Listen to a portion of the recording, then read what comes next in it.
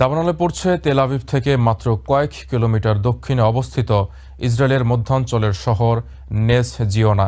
বৃহস্পতিবার Israeli army radio জানিয়েছে, দাবানলের কারণে স্থানীয় বাসিন্দাদের নিরাপদে সরিয়ে নেওয়া হয়েছে।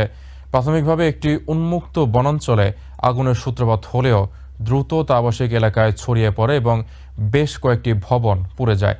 শুষ্ক আবহাওয়ার কারণে দাবানল দ্রুত তেল আভিভেও ছড়িয়ে পড়তে পারে বলে আশঙ্কা করছে ইসরায়েলের fire and rescue service.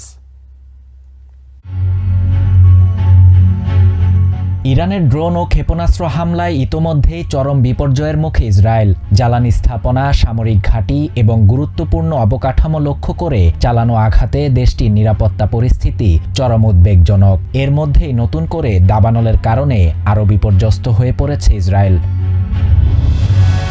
Middle east monitor জানিয়েছে, বৃহস্পতিবার দুপুরে ইসরায়েলের মধ্যাঞ্চলের শহর নেস জিওনায় অত্যন্ত